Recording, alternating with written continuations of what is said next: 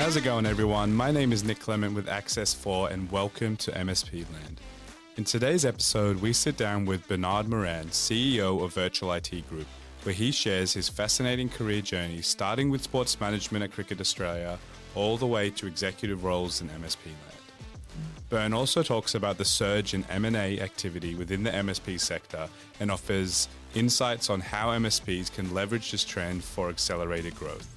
He also recounts the remarkable day that VITG acquired 3 MSPs in a single swoop, along with all the following challenges he faced aligning diverse office cultures across both metro and regional areas. You do not want to miss out on this very insightful conversation. Let's jump into it. Bernard, welcome to the show. Thanks for coming on today. Thanks, Nick. Thanks for having me. I'm excited. Yeah, no, it's going to be a good one. I know it's a new financial year at the time of recording anyway, so excited for what we can talk about today and the different topics we can get into. So look, let's just jump straight into it. So for everyone out there, give me a bit of your background, where you sort of came from and how you really got into MSP land.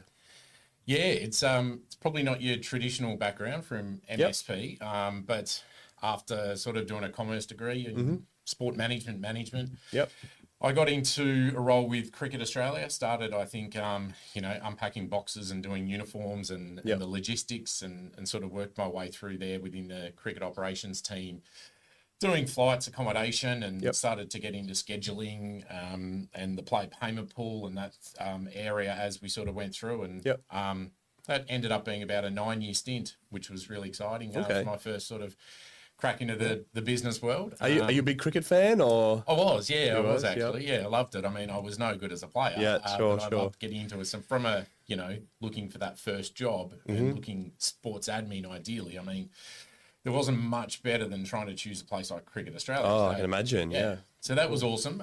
So I did about 9 years there, and towards the end of that, I went off and did an MBA part-time for 3 years. Okay. It took me. Sort of did that for, looking for those opportunities to go, well, how am I going to exit the sports industry potentially at some stage? So I thought I need to broaden my skills off a little bit. As I did that, I then took a 2-year contract role with the 2015 Cricket World Cup that was hosted in Australia and New Zealand.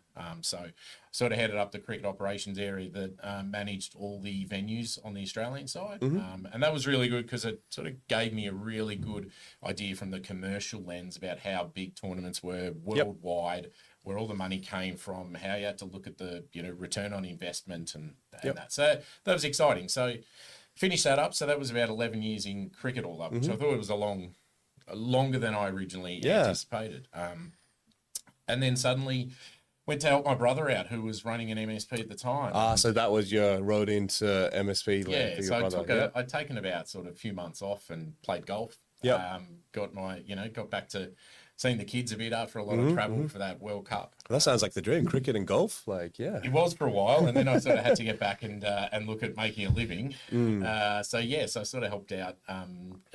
Nick was running this MSP and needed to sort of help scale, do a bit of business planning. And that was PowerNet, was it? No, that was back at Volvo IT. So it was a few years before that. Was just trying to then just help him through with a bit of business planning. And then his GM at the time had moved overseas. So sort of helped him in that role for a while. And then it was the time to say, all right, I'm looking at this merger with PowerNet. Cool. Can we work through that one? So sort of kept, moving through the process from there. Yeah, cool. So Evolve IT into PowerNet, and now you're with Virtual IT Group right now. Yeah, so PowerNet was a few years that we merged at that point, which was exciting. It sort of took us to probably about 100 staff at that point. And then I'd say it was a few years into there that at that point of time the owners didn't really have any interest in doing anything, but the VITG guys are very good at convincing some founders to say, hey, we could do something special here. So they've been knocking on the door with those guys for a little while. And then it sort of happened in, it's about 18 months ago now, December 2022. Yeah, cool. So whole lot to unpack there. So I want to talk a bit more, I guess, at the start of your entry into MSP land, working with your brother, working in Evolve IT, going into PowerNet. What were the sort of biggest challenges that you faced back at that point? I mean, I guess there would have been a whole lot for you to learn to begin with, just coming into that sort of MSP world pretty fresh, coming from that operations background with Cricket Australia. What were some of the biggest hurdles you had to overcome in those early days? Yeah, it is. It is a bit to get used to it. Yeah. The danger is probably trying to get too much into the technical side and try and work these things out when these guys have been doing this for a long time. Yep. I guess it's just trying to integrate the business as much as you can and just have a look at, the different areas of it, whether it's the reactive, proactive side of the tech guys, the sales guys, the project, and having a look at it and trying to make sure that they integrate properly. Sure. There's elements that techs don't generally, they're not as outgoing as sort of, your typical sales or sporting organisations. Yep. So lots of personalities there you got to bring together, right? Yeah. In any business, yeah. For sure. And then it's just trying to help them analyse or look at all of the different tools and systems and everything. I think, every business loves to play with new tools and systems, especially ones that are all SaaS-based. It's not easy to sign up for something. But techs in general, you got lots of different tools, and it's a bit of a case of, this one's better than that one. But a lot of the time it's about how they integrate the best. And then obviously the end goal in terms of how it comes out from a customer point of view and the communication and looking like you've got a seamless sort of transaction there. So trying to learn enough, but not too much. That makes sense. Yeah. Leave the technical work for the guys who are super technical and know everything back to front, right? Yeah, cool. So tell me a bit about how Evolve came in with PowerNet. Was that PowerNet coming in to acquire Evolve, or was it a merger? How did that come together? It was a merger. PowerNet had been going for similar times to Evolve IT, so they're both at that stage in their 28 sort of years of setting that up. And it's a stage of just trying to get some good, very similar businesses culture-wise. PowerNet had expanded into Sydney. Evolve IT had done that a little bit. So it was a little bit of bringing them together. It got them from being, I think it was about 60 staff PowerNet and about 20 on the Evolve IT, getting to that 80 and then being able to grow and just giving a little bit more leverage. It meant that, talent was always hard. It always is. It was especially hard probably back then. So bringing them together and having, a really good pool of techs as we sort of really were driving through that sort of cloud transformation stage. So it was a merger and it was really exciting. Got a lot of people together. I can imagine. So that happened the late 2010s, was it? That would have been around 2018, I think. 2018, yep. And then a few years later, COVID hit. How did that sort of, I think I took over the CEO role of PowerNet. It was just before COVID hit. So perfect timing, just like everything. It was like the former CEO who went on to do his own sort of his own consultancy stuff. It was like he knew. Yeah, he knew it was coming. And just said, right, I'm out. I'll leave with some bloke who was just coming into it. So that was a big challenge. So within a few months, we had to, like everybody, pivot, as I said, to basically try and work out how we're going to get through this. And I guess the biggest challenge of what it was about trying to do what was best for the clients. It was about best for our staff. And naturally, in my role, it's also about what's best for the shareholders as well, and trying to keep that business going. So, it was definitely a real learning experience. So your time with PowerNet when you became the CEO for the first time, what was your largest mandate at that point? I mean, you're kind of working in a merged business sort of environment. You're new to the CEO role. What were the sort of most important things at the top of your mind going into that role?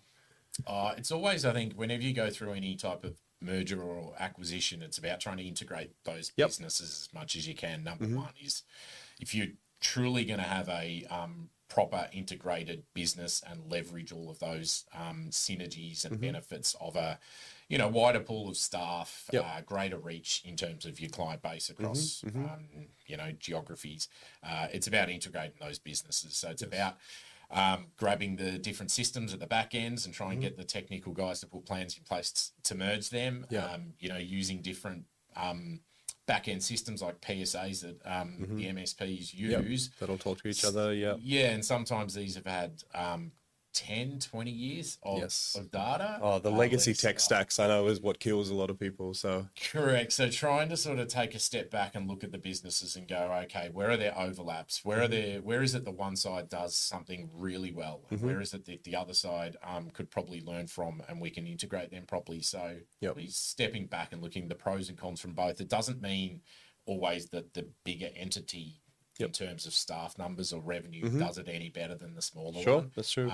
You can actually argue that the smaller one sometimes does some things really well. Like they've got very tight controls, processes, policies. Probably then trying to grab them and scale that over a larger business then becomes the complex part of it. So that's probably the main part, to make sure that you're going to do it properly and that it's sustainable. Cool. And then into Virtual IT Group now. So that's another sort of M&A process where another business came in, but then you also transitioned into the CEO role, correct? So yes.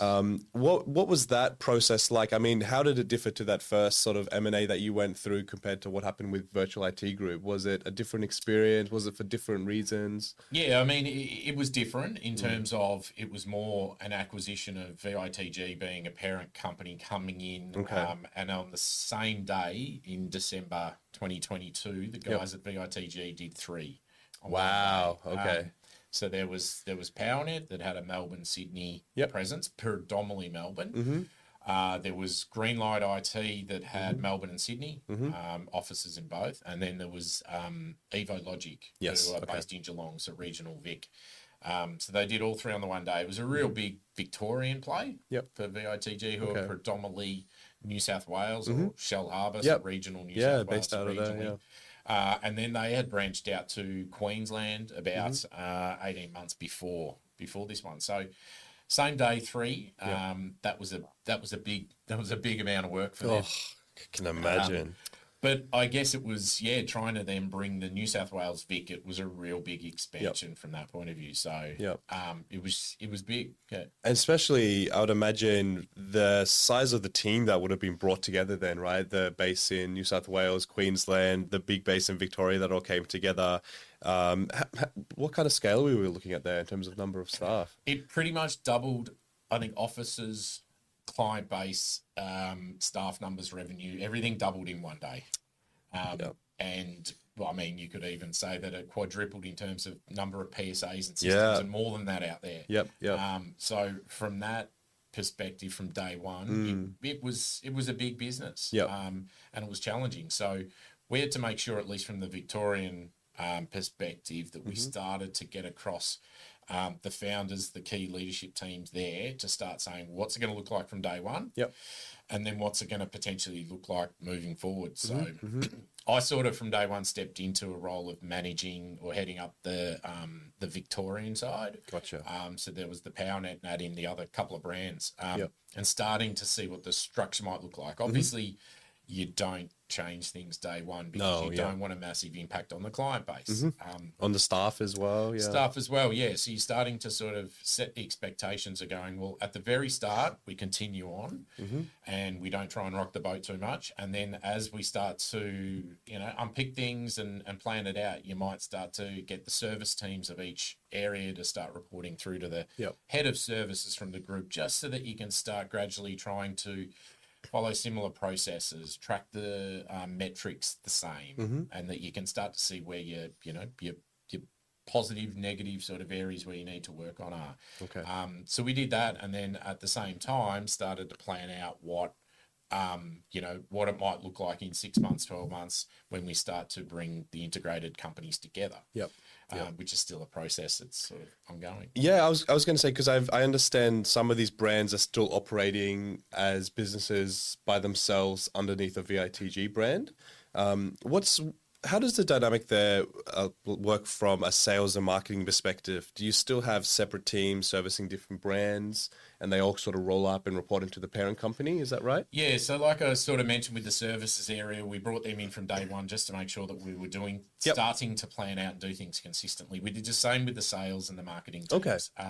So we had them coming in under our chief customer officer and started to just do things similar. Yes. There are different areas, and the group have learned from it over time. Okay.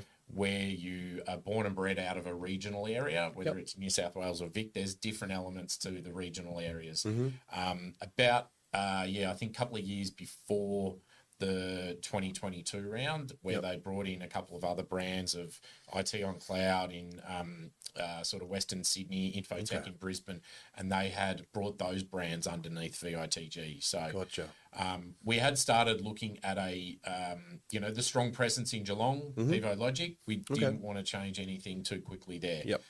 But I think in the end, the brand, yes, it's important, but I think it's the obviously the service behind it, the systems and the people that matter most.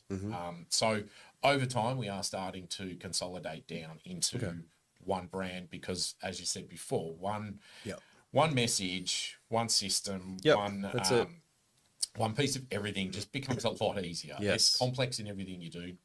Not, let alone even just the dollars that you can replicate from a marketing, SEO, all of those things. The strategy is going to be down to one brand to ultimately have the best service we can. But then as we bring those, new products to market and services, it just lessens that complexity. Yeah.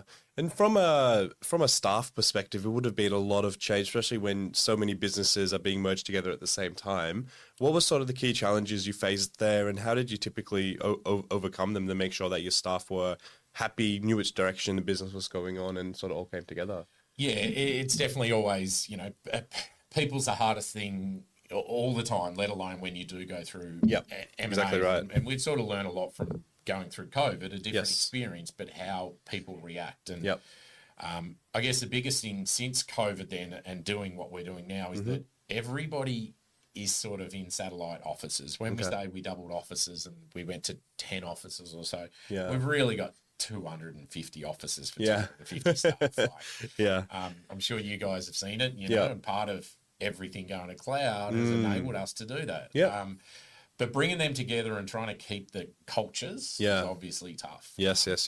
Especially, I think, if you're looking at like offices in regional Vic versus regional New South Wales, the culture is inevitably going to be a bit different. Even though I think when you're looking at M&A, you want to make sure there is a cultural alignment, you're still going to find the different sort of versions and different staff, different personalities. Yeah, it must be tough. I can only imagine. For sure. And the reality is you've had founders of these businesses running them for nearly 30 years.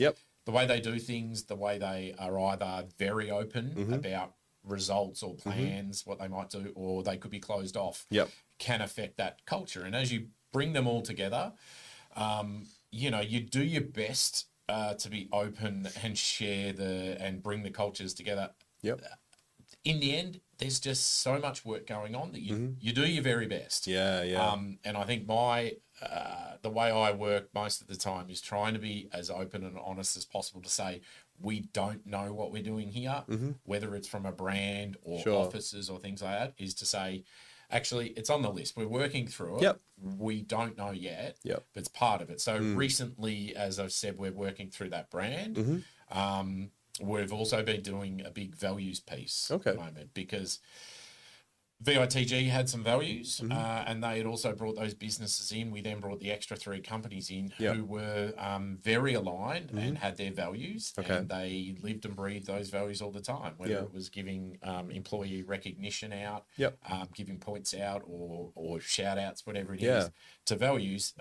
It suddenly you ended up with effectively 4 businesses with 20 to 25 different values. And some of them might cross over here and there, but they're still different businesses coming together, right? So it's part of trying to bring everyone together and feel like we're truly one company. Is we've redone that, and we're at the final stages right now where we've done about 80% of the work. It's out there with the group to sort of fine tune, give some feedback to buy into.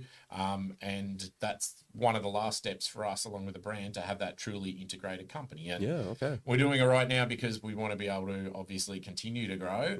And this will be that sort of baseline, I guess, to roll further. Yeah, that's it. Cool. So now where you are with VITG, I understand you've had more funding come in recently, which I'm sure is just a whole other ball game. But looking forward to the next few years, what are your sort of priorities, especially as the CEO with this large business now behind you? What's the next thing happening with VITG? Yeah, there's going to be lots happening. As you said, there's the last 12 months, we've been really working on what our investment strategy looks like and how we go about growth.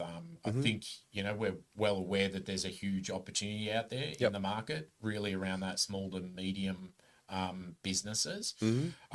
So we have been spending the last sort of 6 months very heavily investing in building or getting our back house in order. So consolidating our PSA, we went through to the point before about bringing people and culture in. We've consolidated our whole HR tool at the back end as well. So bringing that together. So once we get our PSAs together, our sales and marketing tools together, and we're all working off one platform, that'll allow us to then also work on that strategy of growth. So we're going to have, obviously with some investment in, we're going to have the opportunity to really plan out the next, 1 to 3 years of organic, inorganic growth. And it's going to be sitting down with partners like Access 4 and others to say, okay, what's the white space analysis out there with our clients?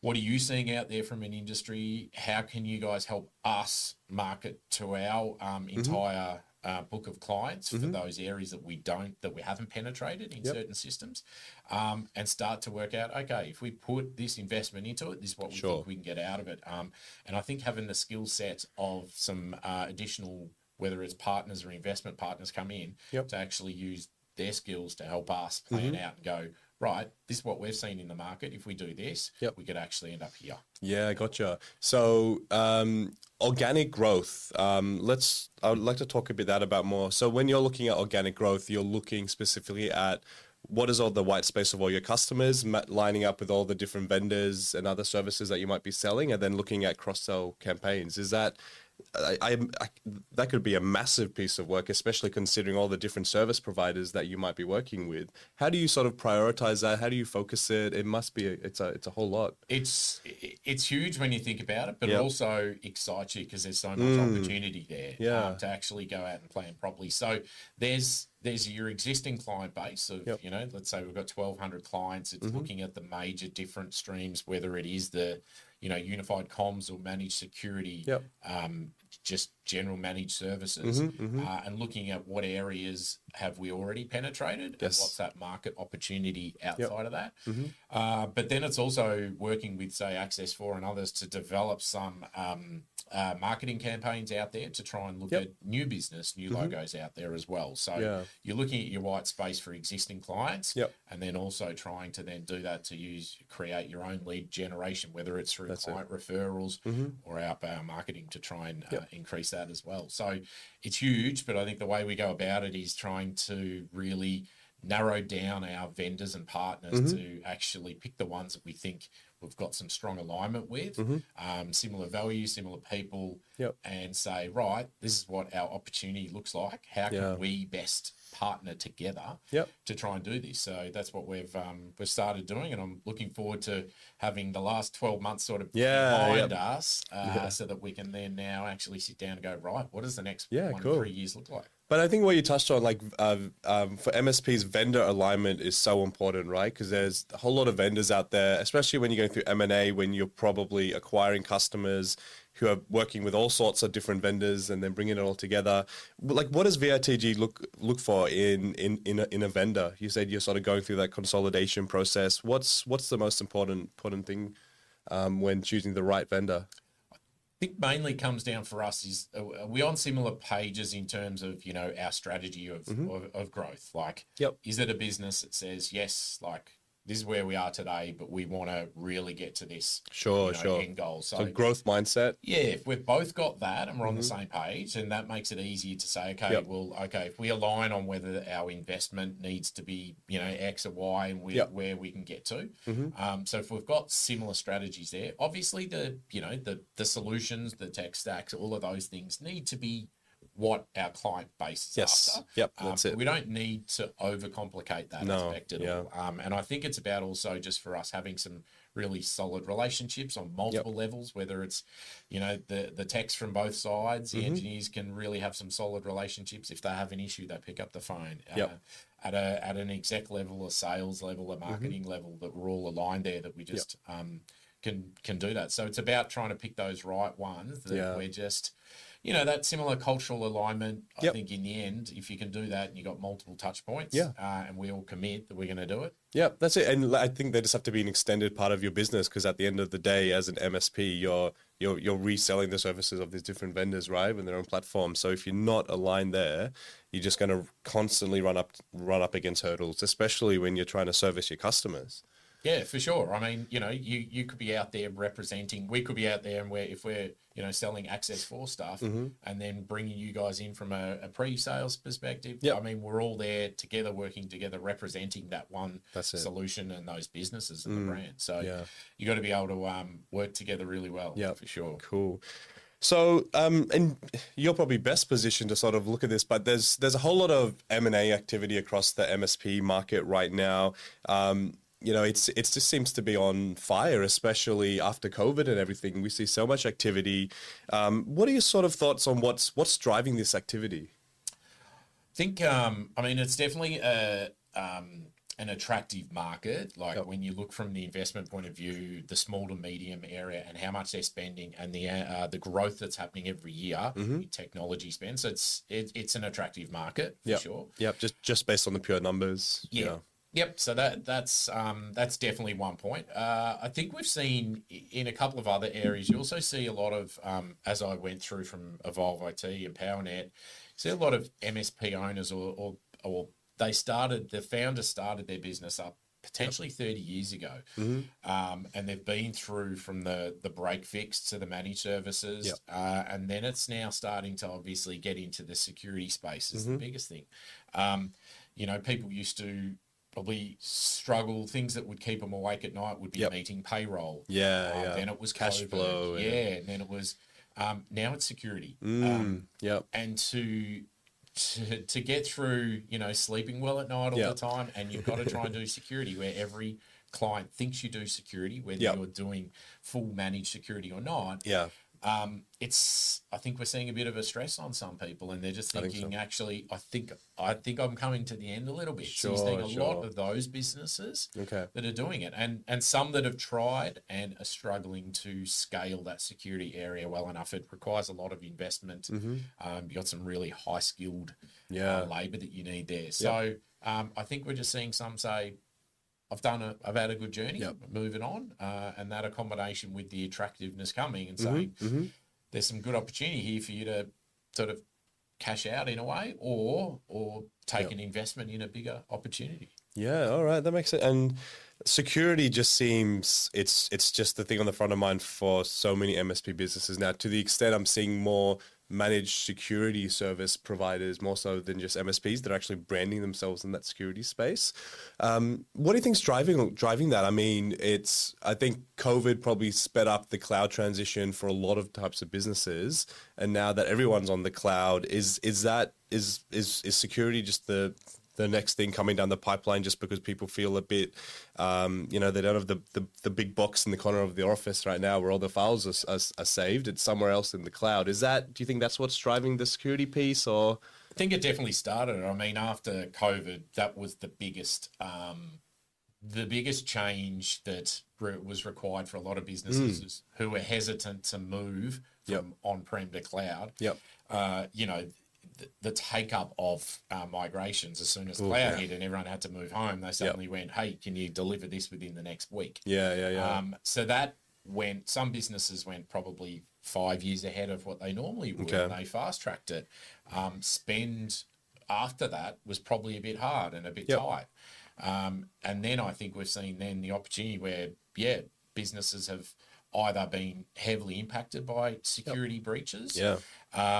It only takes one for your customers to start leaving you, right? Unfortunately, that's just the way it is. Yeah. Yeah, and it used to be a case of clients would be happy to be, or not happy, but they would say, well, it hasn't happened to me, so I'm not going to invest in that. Yeah. That's now gone. Yeah. There's obviously, people know. all the, there's all the government obligations now as well. Yeah, and all that's of the it. changes there that have made businesses go ahead and do that. But I don't think it's a case of anyone thinking, well, it hasn't happened to me anymore. It's now, well, I don't want to be that business leader who hasn't invested in that. That's it. That he's gonna have to be the one asking questions or answering questions as to why we didn't invest. Yeah, and I don't want my brand in the news is as well, right? That's especially for some of the larger businesses, right? Yeah. Not at all, and it's not even massive businesses that have huge brands now. We see. I mean, social media means that it can come out at any stage. That's it. You could be a small organisation around the corner, but you've impacted a lot of clients. You could be one piece of the supply chain that has affected it. You might not have been known prior to that. And it's not just that reputational damage or risk. It's just purely how long are you down for operation. You're down for a week, 2 weeks, which is absolute minimum of what's going to happen. That can cripple your entire business. Yeah. I mean, it's customers leaving, it's cash flow lost, it's everything, right? Yeah. Yeah, cool. So coming back to the M&A side of things as well. I mean, as you said, there's a lot of activity, there's a lot of things happening. If for any other MSPs out there who might be listening and thinking about, okay, how do I take advantage of M&A? How do I maybe grow a bit more inorganically, or, for those guys who'll be running their business for 30, 40, 50 years and want an out, what are the sort of key pitfalls? What are the key considerations that, these businesses need to be thinking about to make sure they can successfully pull it off? Yeah, I think ideally if you've got time, that's the best scenario. So, at least 12 months, you're going to be thinking about this. Sure. And starting to start well in advance. Yeah, start making your, it's not just making your business attractive. It's also about just knowing your business inside out. I think know your numbers. They'll say, oh, I know my business. Yep. It's about knowing your revenue profile really well. How much of your revenue is recurring. If you can increase that recurring number to at least 60, 70%. Okay. And have that rolling over so there's certainty in that revenue really helps. And not so much on the, one-off procurement break side. Fix, yeah. Yep. So it's knowing that. It's, I guess, even just having your books as clean as possible. And, that might just mean starting to wean out any personal expenses or things that are in there over time. Things that are going to make the due diligence process as easy as possible. There's also within revenue, you want to make sure you don't have all your revenue tied up in just a handful of clients as well. That can make it risky.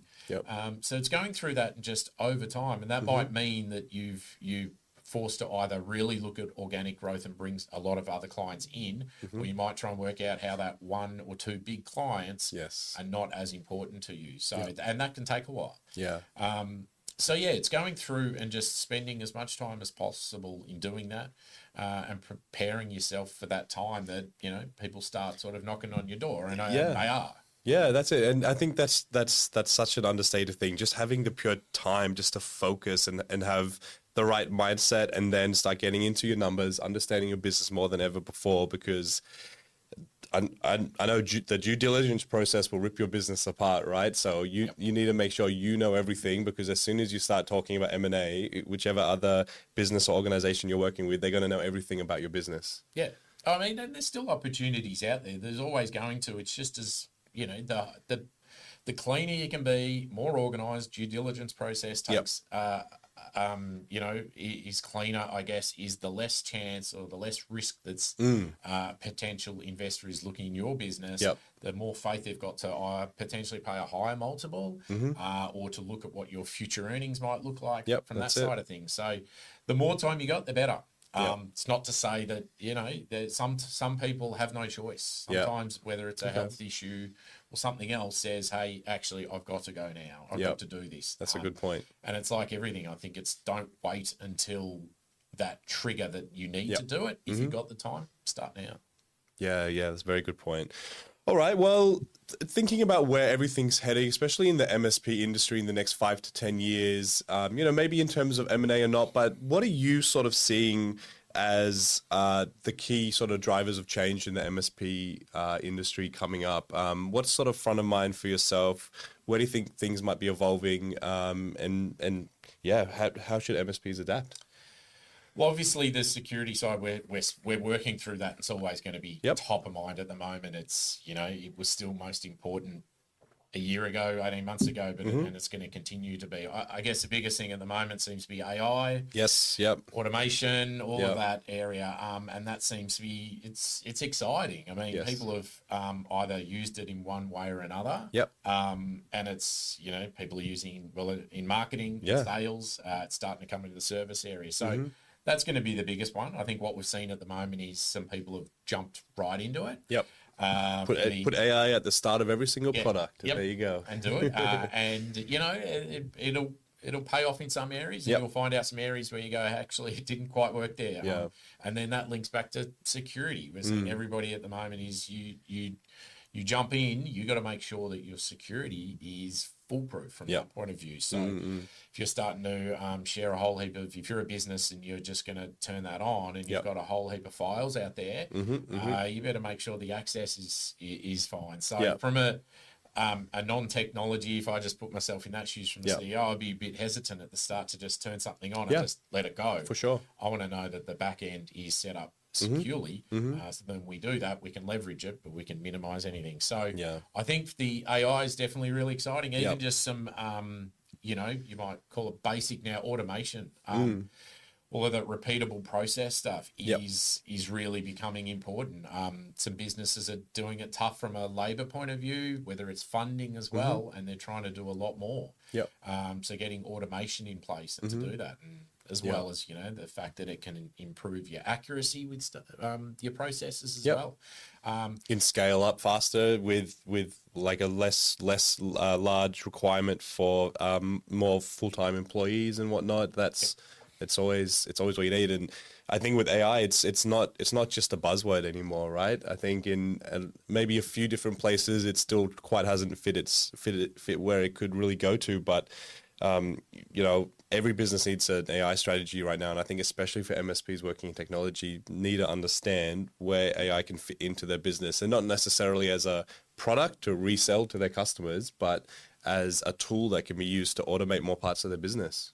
Yeah, I mean, we're seeing it in every conference you go to, any industry events, every publication you read about. It's about AI, and it's either about the benefit it can give you and those early adopters, or it could be about, as I said, that security side, or if you're a director and your obligations of a business as to that fine line between trying to adapt to it and not. So it's going to continue to be that buzzword for a long time. And I think so. It's exciting for both, it is MSP definitely. point of view, and from a vendor perspective. There really is a lot happening in this space. So it's very exciting. So. Look, I think we can wrap it up from there. Really appreciate you coming on to the show today. We had a really good chat. If someone out there who's listening right now wants to get in touch with you, what's the best way they can get in touch? Yeah, sure. LinkedIn obviously is probably the best. And reach out and be great to connect to as many people. Yeah, good stuff. But All right. Appreciate that. Thanks for having me. No worries. Thanks a lot, and we'll talk again later on. Thanks, Steve. Thanks, mate.